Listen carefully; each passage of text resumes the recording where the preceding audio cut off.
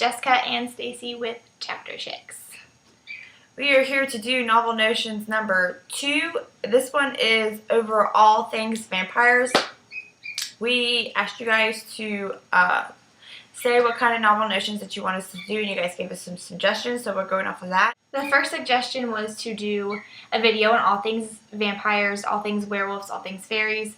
Just generally go through and break down each mythical creature that is very strong in YA, and this suggestion was from Nikki Lovestrev. And I know I'm not saying that right, but that's what it is. And so we thought that was a really good idea. We'd actually kind of been planning on doing something similar to that anyways.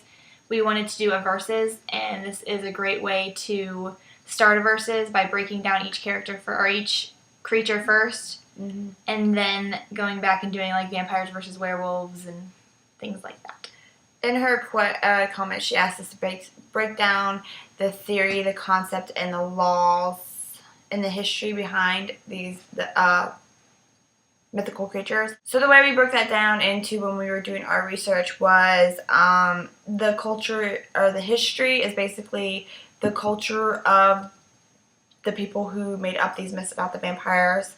The theory is how you become a vampire in this culture, and what they did was the concept, like what they did to their victims, what they looked like, any characteristics around that line, and the law was how they were killed.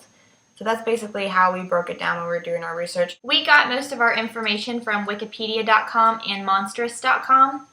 They are two awesome sites that tell you a lot of what you need to know, but we have barely scratched the surface on things that you need to know about vampires. So our kind of goal with this video was to get you guys to do more research and do your own response videos or blogs or however you can do it, so we can really get a more broader sense without having to do all the research. So, We're lazy. So if you need a place to get started, why don't start with your own culture? We also did that. We are Irish and Native American, Cherokee Native American. So if you want a place to start, just look up your own culture and what your own culture believed in vampires back in the day. A good place to start. And you can post them as video responses to this video, or just post them whatever way you want to, but it would be really interesting to see what everyone digs up on vampires. We figured we would start off with the first documented ever vampire. There has been myths way before this documentation, but this is the first vampire that was put down on paper, and that happened in 1672. The vampire's name was Guire Grando. He was basically the president of his little village, and then he was brutally killed, and he rose from the dead. And he terrorized the town people, including his wife. Okay, so we are going to start off with the Jewish culture, just simply because it's got biblical references to it, and we just thought it was the most interesting. And this has to do with Adam and Eve. And supposedly Eve was not Adam's first wife. His first wife was Lilith, and she was made of the same ground that Adam was made. So she was made as his equal.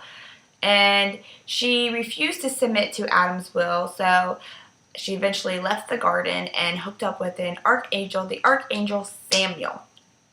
So she left Adam, and she kind of got with a couple of angels after that, and she started having 100 Lilim children a day. Adam, being very lonely and stuff, was complaining to God so much so that he wanted Lilith back in the garden with him, that God sent some of his angels after her to try to convince her to come back to the garden. The angels told her that if she did not come back, they would kill 100 of her children a day. Ooh. So she still did not come back. She still said, no, I'm not going back.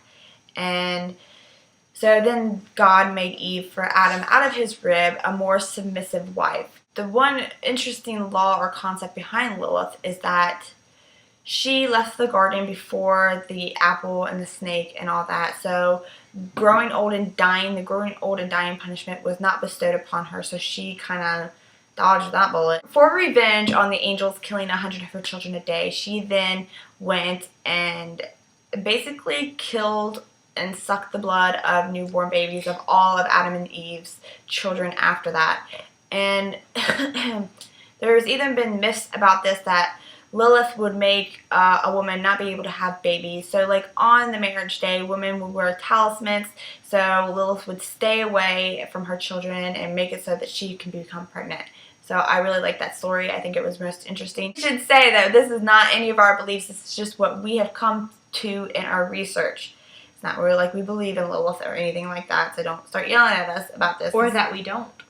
Yes, this is just what we have discovered in our research. So it's meant for enjoyment, not burning chapter chicks for evil vampire beliefs. Alright, so that is the Jewish belief. And okay, so kind of the next one we wanted to go over was the Slavic region. We chose them as one of the first ones to talk about because they're kind of the main thing. So kind of like how Latin is the root to most languages, the Slavic belief in vampires is kind of the root to most vampire beliefs, even though it didn't start it and they have evolved. So there are many different ways that you could become a vampire in the Slavic region. One of the main things I found was if your grave is jumped over by an animal or flown over by a bird, then you could be, that's not the right way to say that, but then you could become a vampire. And another of the big ways was it was a 40-day process, and you would start off as like this shadow figure that would go in and creep into people's houses and drink their blood, and eventually that would give you your own form. You would form this like little jelly kind of thing, cytoplasm-y kind of thing, and then eventually you'd just keep evolving into your own human self, like you would look like yourself. And then these vampires, that was the 40-day process, and then if you were a man, you could go have children with humans, and then your children would either be a vampire or you have superhuman abilities, and it would make you really good at catching vampires. So kind of a fun fact about Slavic vampires, they believed that vampires would appear as butterflies instead of like bats or something, because it was a term for wandering souls. One way that you could protect your town from vampires was to have twin brothers yoke twin oxen to a plow and have them go all the way around your entire village, and that would kind of ward vampires away. Another way that you could stop a vampire is if you run uphill backwards with a turtle and a lit candle, then the vampire would quit chasing you. And another way that you could get rid of a vampire is if you sensed a vampire prowling around your house, you could say, "Come tomorrow and I will give you some salt," or you could yell, "Go pal, get some fish and come back," and they would go away. The next area we are doing is Greece, but I have broken it down into modern Greece and ancient Greece because ancient Greece was a lot different than modern Greece. So I'm going to start off with ancient Greece. Ancient Greece, basically, it goes in with all the other Greek gods. There was a demigod and there was a woman who was cursed. So the demigod was Hecate.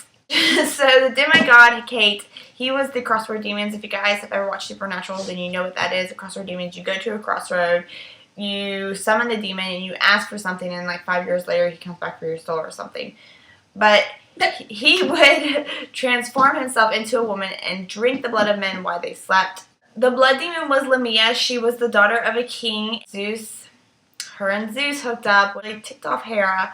So, as it usually does. So just don't mess with the Zeus girls. I mean, too many girls have suffered because of messing with Zeus. So just leave him alone. Just leave him alone. So Hera killed Lamia's children, and for Lamia to get back, she would kill the kids and mothers of the mortal world and drink their blood. Don't mess with Zeus. That is it for ancient Greece. It was just the blood demon and the demigod, but besides that, that's it for ancient Greece. No people themselves would become vampires. Ancient Greek believed in the Vicrolicos, and that what basically meant is undead wolf hair. So basically you would have to become a werewolf first before you became a vampire. And the way to become a werewolf is a cat jumping over your grave, if you ate sheep meat that was first attacked by a wolf, if you were sacrilegious, or if you had a very bad, painful death. Then you would become a werewolf, and you would have to be slain as a werewolf, and then you would keep your glowing red eyes, your fangs, and your hairy paws and claws. And you would come back to your human form in some way, shape, or form. The way that they would keep you from rising as a Volocroft after you were a werewolf would be to, churches would use wards around their graveyards, which I thought was really cool because it showed that churches dealt with magic back in the day, and I thought that was awesome. They'd also put a iron nail through your heart or burn your body and spread the ashes. So that's what modern Greek believed. I don't think modern Greek would be like right now modern, but more modern than the god period. So that's it for the Greeks. The next group we wanted to talk about was Romania. And the vampires in Romania were called Moroi and Strigoi. There are two different types of Strigoi. There were live Strigoi and dead Strigoi, and live Strigoi were known witches with either 2 hearts or 2 souls. Ew. And when they died, they became ghosts. So that's how ghosts kind of came into play there. And then dead Strigoi were the more vicious Strigoi that we're familiar with. To. Yes. So there were several ways to become a vampire in the Romanian culture.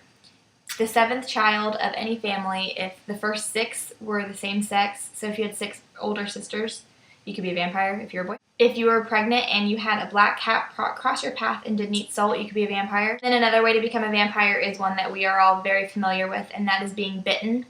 And this is one of the only cultures that I found that actually had that as a way to become a vampire from the research that I dug up. They usually bit their victims in between their eyes or right above the heart. There was no neck involved. Ow. I know. Getting bit in between the eyes would just be the worst deal ever. Could you imagine waking up to that? Hey! And there were several ways to kill a Romanian vampire. Some of the most common were stake in the heart, garlic in the mouth when you died. And kind of the way that they found out about vampires was they distributed garlic at church, because back then everybody went to church, like you had to. And if you did not take the garlic, then you would be considered a vampire. So it would suck if you were allergic. Exactly. And that is all I got on Romanian vampires. Like we said in the beginning of the video, it would be a good idea to start looking up your own heritage and see what your ancestors believed when it came to vampires. And we are true to those words, so we looked up Irish and Indian, or Cherokee Indians, so now we're starting with Ireland. First of all, when Bram Stoker was writing Dracula, he took a lot of his traits from the Irish people and their beliefs in vampires. But their vampires started with a dwarf magician who was evil. Evil. The evil dwarf magician who was evil. This dwarf magician was killed, and they had to kill him 3 times to get him to stay dead. And eventually they had to bury him upside down and put stones on top of his grave because he was going around drinking the blood of the townspeople. So anybody that he bit then became a vampire. You could kill the vampire with a yew wood sword. It was a sword made out of yew wood.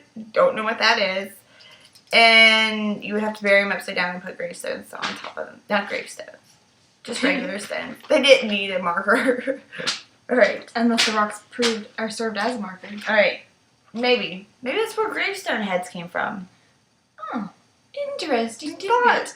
Okay, so the next one I'm going to be talking about is Roma. Okay, so in Roma, vampires were called mulo, which is one who is dead. Anyone who had a horrible appearance or was missing a finger was at risk of becoming a vampire.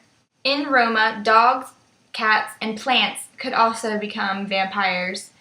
And plants, when left in the house too long, would start bleeding, and I guess that's why they thought they would become vampires. And gardening utensils could also become vampires because they would move. In Roma, vampire men would have children known as dampirs, and they were vampire hunters. If you wanted to get rid of a vampire, you would need a gypsy to drive steel or iron needles into the corpse's heart and place bits of steel on their eyes, their nose, and in their mouth. And another way that you could get rid of them was to place hawthorn, which is another type of wolfsbane, into the corpse's sock. Another way that you could prevent a person from becoming a vampire was to pour boiling water over their grave. Next is Hungary, and they're the most interesting because their beliefs in vampires have been suggested to be root back all the way to 895. It was the demon Iskatkask, and he was basically somebody that a demon who you would summon up, like if you didn't like somebody and you wanted to punish them, you could call up Iskatkask and they would come and do whatever to get rid of the person. And he was and he was a blood drinker. The next one I am also going to put in with this one because that one was really short was the Hindu religion, and basically in Hindu religion, only women were vampires. If you were killed or died when you were pregnant, giving birth, if you had your menstrual cycle on a religious holiday, Love you. or if you died poor, you would become a vampire. There's a lot of vampire women running around in Hindu society. And what these Hindu women looked like, their feet were turned backwards, they had sharp, pointy teeth, their tongue was black, and they had long, unkept hair. Yes, but I think the funniest thing about it is she would always start with the man that she loved in life, and she would drain him dry of his vitality until he was old. You wouldn't kill him, just drain him until they were old. And the only way to keep these women from becoming vampires was to bind them with herbs in the grave. The next group of vampires that we were going to talk about is the Pomeranian vampires. And there were 2 different ways that you could become a vampire in this culture. The first way was to be born with teeth, and the way that they would diffuse that and get rid of that was just simply remove the teeth, and then you were no longer at risk. The second way was to be born with caul on your head, and that's basically this extra skin at the top of your head. And what they would do is they would dry it out until it became really, really brittle and breakable, and they would crush it up into the child's food and make them eat it, and that would be a cure for vampirism. And that's pretty much all I got on Pomeranian vampires. Okay, the last and final one is Cherokee Indians, because that is the other half of what we are. Like, you can tell by looking at us, Jessica got more Irish in her, and I got more Indian because I'm more darker than she is. More darker. I am more darkly complected, and you're more ivory. You're an ivory. Among the Cherokee Indians, there was a creature called an ogress, which slaughtered people and ate their livers. This creature was known as an Untulanta. She could take on any form that she wanted to get her meal, but her true form was an old woman with stone skin. It was the same color as regular skin, but it was stone, and nothing could penetrate it. But on her right hand, she had a long, stony forefinger made from hard bone, and it was in the shape of a head of a spear. She used this ghastly weapon to stab whoever she encountered. Stab, stab, stab. Because of this fearsome weapon, she's called Untulanta, or Spear's Finger. Whatever name she is called, though she is vengeful and bloodthirsty, this creature is deeply feared by the Cherokee people. Next thing that we wanted to talk about was vampires in books. The vampires are in many of the books that we love. We just wanted to talk about the most important ones. Starting off with the first book ever written about a vampire. It was published in 1819. It's called The Vampire. It's by John Polidori. It's about basically a man. Vampires. Yeah, vampires. And then, of course, there are the vampire books that we are more familiar with. Dracula by Bram Stoker is a very popular one, kind of the one. It set a lot of the ground rules for vampires in modern culture. Unfortunately, we don't have a copy of it because we are bad chapter checks, and for some reason just never got one. Been waiting for Borders Classics to come back out. Obviously, that's not going to happen now. But another really, really popular book is Interview with a Vampire by Anne Rice. And this one is so important because it kind of romanticized vampires in a way that they hadn't been romanticized before. Yes, make vampires hot. Another popular vampire series is L.J. Smith's The Vampire Diaries. It's also a really popular TV show, and this ties in with the Irish beliefs in vampires. The way you kill a certain type of vampire in the series, I'm not going to tell you what it is because it's a spoiler, is the same way with the Irish people. Another really popular YA series that revolves mainly around vampires is Vampire Academy. And this ties in with the Romanian and the Roma vampires, with the Dampiers and the Moroi and the Strigoi.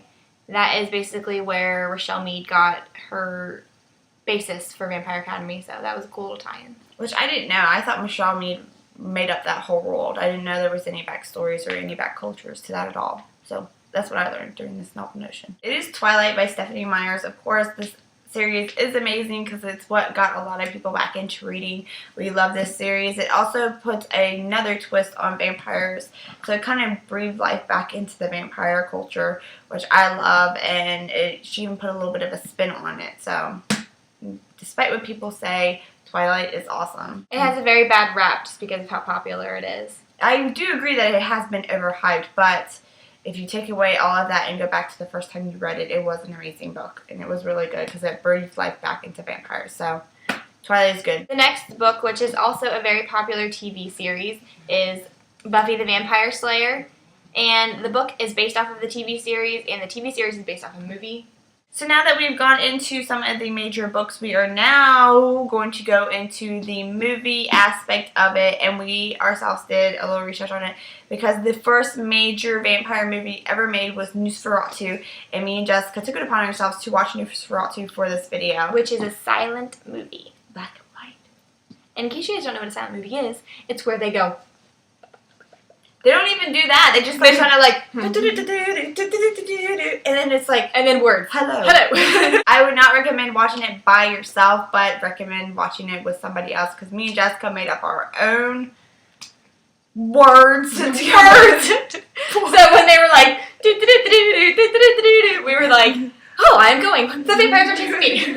We had so much fun. Our mother was actually getting into the movie a little bit, but she had to leave because we were cracking up and making so many things along the movie, but it made it fun. But kind of what was cool about watching that was it's the very first popular vampire movie, and it is, Nosferatu is actually really creepy at times. Even with all the CGI and effects that they can do nowadays, Nosferatu is still pretty creepy. He's a creeper. And actually Nosferatu, or Count Orlok, was based off of Dracula, and there was lawsuits going back and forth between Bram Stoker's family and the people who made Nosferatu because they just changed their names in it, basically, in Dracula, without giving any credit to Dracula the book.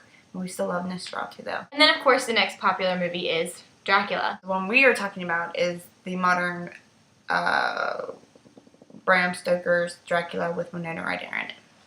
I actually haven't seen it in a really long time. I watched it a long time ago, so I don't really remember very much of it.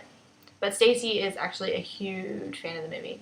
That is one of my favorite Dracula movies. I love it. The next movie is one that I have seen, and it is Interview with the Vampire with Brad Pitt and Antonio Banderas and Tom Cruise and Kirsten Dunst. Such a good movie. It is a very good movie. Such a good I haven't read the book, so I don't know how true it is to the book, but it is a very, very good movie. What I think is really good about the movie is that you get to see vampires in a more tortured soul kind of way. Not more like, because we were talking about this last time, like how are the vampires romantic in it, since it's considered the twist of the romance. And I think it's just not romantic like love, but like romantic like torturing and suffering. And you see the non-scary, non-monstrous part of the vampire. You see the suffering. You see the soul and the enduring part of the vampire. And that plays a big part in how vampires are today, in the development of our vampire. The next one is Twilight the movie. Yeah. We really don't like the movie just because of how it was made and who stars in it. Yeah, you guys know we're not fans of the movie, but it was very popular, and it did bring a lot of people into the vampire culture yet again, so it is important, even though. Another good thing about the movie is people watched the movie and then went and read the books, so it kind of got more people reading, which is always important. Yes. Enough said on that. The next one we wanted to be talking about is Buffy the Vampire Slayer, which is also a TV show and a movie at the same time. We are more talking about the TV show because we haven't actually seen the movie, and I've seen the movie. I haven't. And we really love Buffy. You guys know from, if you watch my In My Mailboxes, that I am obsessed with Buffy. I didn't do a video for like 3 weeks because I was just watching Buffy after Buffy after Buffy. Buffing it up. And Buffy is kind of important, or not kind of important, she's important because she kind of brought vampires back in the 90s, because Anne Rice and everything was before that, a little bit before that.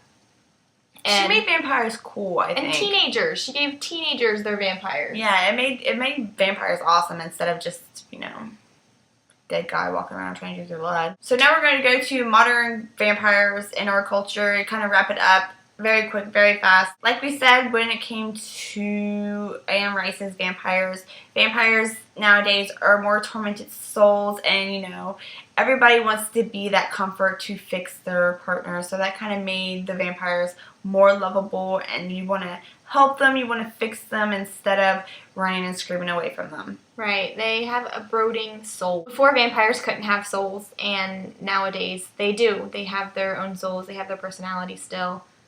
And they're kind of like the ultimate bad boy. You know, all girls love the bad boy.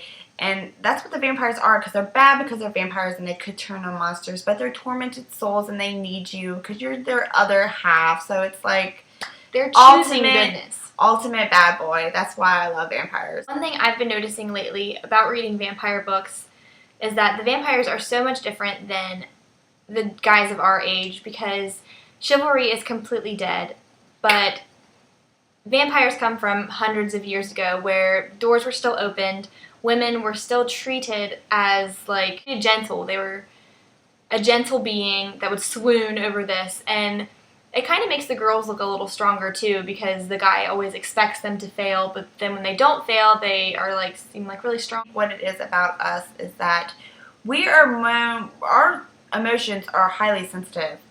That's what I think it is. I mean, a woman will feel a more range of emotions in 1 week than a man will in a whole year. So, and back then, guys actually respected that and kind of were more, just more compassionate to women, but not to the sense where we lost our rights. So having the classic guy pulled into modern times, we get to have our cookie and eat it too.